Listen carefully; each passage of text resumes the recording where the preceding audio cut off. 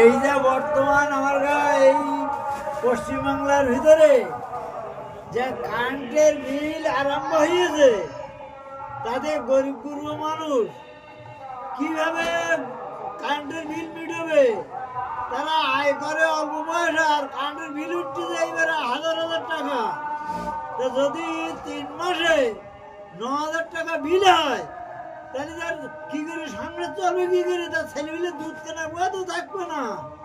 তা দিদি দয়া করে এটা মোদি আরম্ভ করেছে, মানে হয়তো সরকারের কাছে বিক্রি করে, কোম্পানির কাছে বিক্রি করে কারেন্ট, আর কোম্পানি লাভের জন্য এইসব করতেছে। এটা তো গরিব মরে যাবে।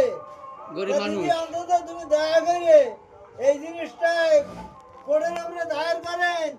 আপনাদের কিন্তু এই গরিব গুরু মানুষরা বলে মরে যাবে, এর কোনো উপায় থাকবে না।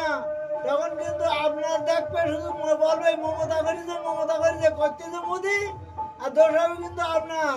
আপনি দয়া করে অনুরোধ, আপনি কোর্টে দায়ের করুন। আমাদের গরিব গুরু মানুষ সব কিন্তু একদম নিশ্চিত হয়ে যাবে। এটা কোথার থেকে দেবে?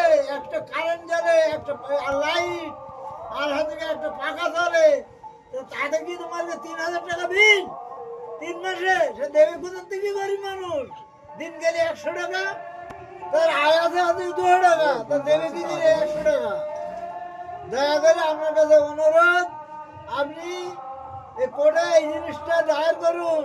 দায়ের করলে সুবিধে হবে, মানুষ তাতে বাঁচবে, তাতে আপনার নাম হবে। আর থানাতে মুদিয়ে যা মনে করতে চাই, তার মানে আপনারা ক্ষতি করার জন্য এই কাজ করি আজকে।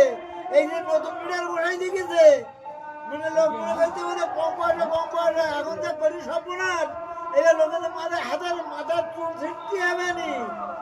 তা আপনি দয়া করে অন্তত এই জিনিসটা দেখেন। আমাদের দোষ কিন্তু আপনার ঘরে পুরো চাপবে, যে এই মমতা করতে ফলে মাত্র আপনি না করতে মোদি, আর দোষ হবে আপনার।